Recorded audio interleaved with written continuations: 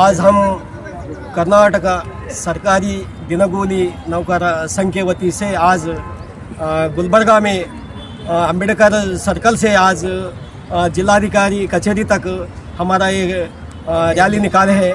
हमारे को सरकार कनिष्ठ 30-40 साल से हम दिनगूली से काम करते आए हैं।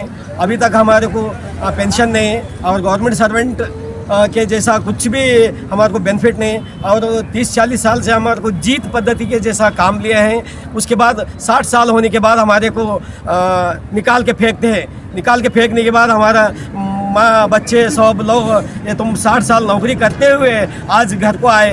घर को आने के बाद हमारा पेंशन नहीं, कुछ नहीं, आपका कैसा होगा कुछ इसके बारे में सरकार को हम ये जरा वत्तड़ लाने का प्रोसेस में आज हम ये रैली निकाले हैं। आप माध्यम वाले हमारे बड़ा दिनगूली नौकरों के लिए आप सरकार को ये हमारी बात ये हमारा प्रोसेस पहुंचाने का काम करते हैं बोल के आपको धन्यवाद देते हैं।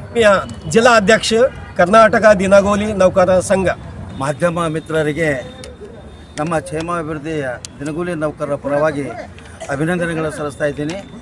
ಇವತ್ತಿನ ದಿವಸ ಅಂದರೆ 1/7/84 ನಂತರ ನೇಮಕಗೊಂಡ ಸರ್ಕಾರಿ ದಿನಗೂಲಿ ನೌಕರರು ಸುಮಾರು 30-40 ವರ್ಷಗಳನ್ನು ಸೇವೆ ಸಲ್ಲಿಸಿ ಯಾವ ಗೌಡ್ರ ಮನೆಯಲ್ಲಿ ಆಳಾಗಿ ದುಡಿದು ಲೆಕ್ಕಪತ್ರ ಮಾಡಿಕೊಂಡು ಮನೆಗೆ ಹೋಗಂತ ಯಾವ ಥರ ಕಳಿಸ್ತಾರೆ, ಅದೇ ರೀತಿ ಸರ್ಕಾರದಲ್ಲಿ 40 ವರ್ಷ ಸರ್ವಿಸ್ ಮಾಡಿ ಯಾವುದೇ 10 ರೂಪಾಯಿ ಸೌಲಭ್ಯನೇ ಇಲ್ಲದೆ ಇವತ್ತು ಅವರು ರಿಟೈರ್ಡ್ ಆಗಿ ಮನೆಗೆ ಹೋಗಿದ್ದಾರೆ.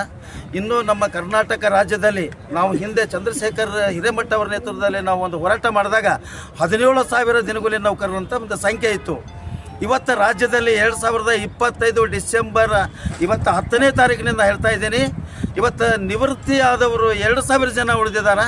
ಇನ್ನು ರಾಜ್ಯದಲ್ಲಿ ಒಂದು 3-3.5 ಸಾವಿರ ಸರ್ಕಾರಿ ಸೇವೆಯಲ್ಲಿ ಸೇವೆ ಸಲ್ಲಿಸ್ತಾ ಇದ್ದಾರೆ. ದಯಮಾಡಿ ನಾನು ಸರ್ಕಾರಕ್ಕೆ ಮನವಿ ಮಾಡ್ಕೋದೇನೆಂದ್ರೆ ಇವತ್ತು ಕರ್ನಾಟಕ ರಾಜ್ಯಕ್ಕೆ 5 ತಮ್ಮ ಅಮೂಲ್ಯವಾದ ಕೊಡುಗೆಗಳನ್ನು ಕೊಟ್ಟಿದ್ದೀರಿ. ಇವತ್ತು ನಮ್ಮ ಹೆಣ್ಮಕ್ಕಳಿಗೆ ಒಂದು ದೊಡ್ಡ ಒಂದು ಒಳ್ಳೆಯ ಬಸ್ಸಿನ ಸೌಕರ್ಯ ಅದು ನಿಮ್ಮ ಫ್ರೀಯಾಗಿ ಕೊಟ್ಟಿದ್ದೀರಿ.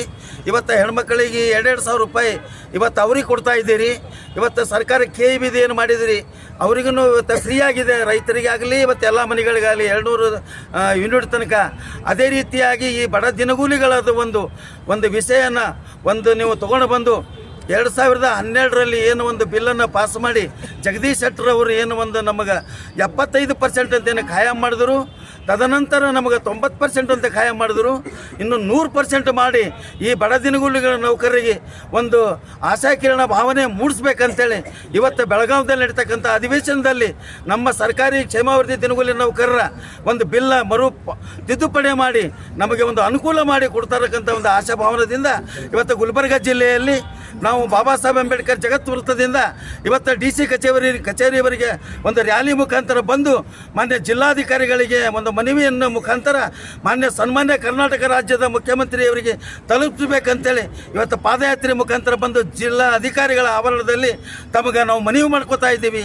ನಮ್ಮ ಗುಲ್ಬರ್ಗ ಜಿಲ್ಲೆಯಲ್ಲಿರ್ತಕ್ಕಂಥ ಎಲ್ಲ MLCಗಳು ಎಲ್ಲ ಶಾಸಕರು ನಮ್ಮ ಜಿಲ್ಲೆಯ ಉಸ್ತುವಾರಿ ಸಚಿವರು ಈ ಬಡ ದಿನಗೂಲಿಗಳ ನೌಕರರ ಮೇಲೆ ಕರುಣೆ ತೋರಿ ಬೆಳಗಾವಿ ಅಧಿವೇಶನದಲ್ಲಿ ನಮ್ಮ ಕ್ಷೇಮಾಭಿವೃದ್ಧಿಯ ಬಿಲ್ಲನ್ನು ತಿದ್ದುಪಡಿ ಮಾಡಿ ನಮಗೊಂದು ಒಳ್ಳೆಯ ರೀತಿಯಲ್ಲಿ ಇವತ್ತು ನಮ್ಮ ಬದುಕಲಿಗೆ ಮಾರ್ಗದರ್ಶನ ಮಾಡಿಕೊಡ್ಬೇಕಂತೇಳಿ ನಾನು ಮಾನ್ಯ ಬೆಳಗಾವಿ ಅಧಿವೇಶನದಲ್ಲಿ ಎಲ್ಲ ಶಾಸಕರಿಗೆ ಎಲ್ಲ ಸಚಿವರಿಗೆ ನಾನು ಗುಲ್ಬರ್ಗ ಜಿಲ್ಲೆಯಿಂದ ಮನವಿ ಮಾಡ್ಕೋತಾ ಇದ್ದೀನಿ.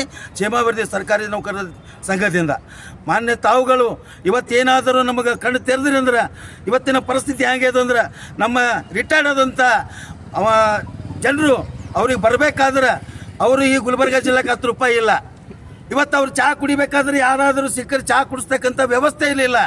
30-40 ವರ್ಷ ಸರ್ಕಾರಿ ನೌಕರ ಮಾಡಿ ಯಾರೋ ನಮ್ಮ ಬೀಗರು ಬಂದಾರಂದ್ರೆ 10 ರೂಪಾಯಿ ಕೊಟ್ಟು ಸಕ್ರೆ ತರ್ತಕ್ಕಂಥ ಶಕ್ತಿ ಇಲ್ಲ. ಅದ್ರಾಗ ಸ್ವಸ್ಥರು ಮಕ್ಕಳು ನಮಗೆ ಹೊರಗೆ ಹಾಕ್ಯಾರ, ನೀವೇನು ಸಾಧನೆ ಮಾಡೀರಿ, ನೀವೇನು ಗಳಿಸಿರಿ, ನಿಮ್ಮ ಪಾಡು ನೀವು ನೋಡು ಅಂತೇಳಿ ಅನೇಕ ಇವತ್ತು ವೃದ್ಧಾಶ್ರಮದಾಗ ಇವತ್ತು ನಮ್ಮ ಜನರಿಗೆ ಸೇರಿಸ್ತಾ ಇದ್ದಾರೆ. ಇಂಥ ಒಂದು ಸರ್ಕಾರ ನಮ್ಮ ಮನವಿಯನ್ನು ಮನಗಣಿಸಿ ನಮಗೊಂದು ಒಳ್ಳೆ ರೀತಿಯಲ್ಲಿ ಸೂಕ್ತ ಪರಿಹಾರ ಒದಗಿಸಿಕೊಡ್ತಾರಂತ ಎಲ್ಲ ಸರ್ಕಾರಿ ಅಧಿಕಾರಿಗಳಿಗೂ ಮತ್ತು ಶಾಸಕರಿಗೂ ನಮ್ಮ ಮಿನಿಸ್ಟರಿಗೂ ಮಾನ್ಯ ಸಿದ್ದರಾಮಯ್ಯ ಸರ್ ಅವರಿಗೂ ನನ್ನ ಒಂದು ಮನವಿಯ ಮುಖಾಂತರ ಧನ್ಯವಾದಗಳನ್ನು ಹೇಳ್ತಾ ಇದ್ದೀನಿ. ನಮ್ಮ ಹೆಸರು ನಾಗಣ್ಣ ಕೆ. ತಳವಾರ್, ಕಮಕ್ನೂರು. ನಾನು ಜಿಲ್ಲಾ ಈ ಒಂದು ಹೋರಾಟ ಸಮಿತಿಯ ಉಪಾಧ್ಯಕ್ಷನಾಗಿ ಕೆಲಸ ಮಾಡ್ತಾ ಇದ್ದೆ.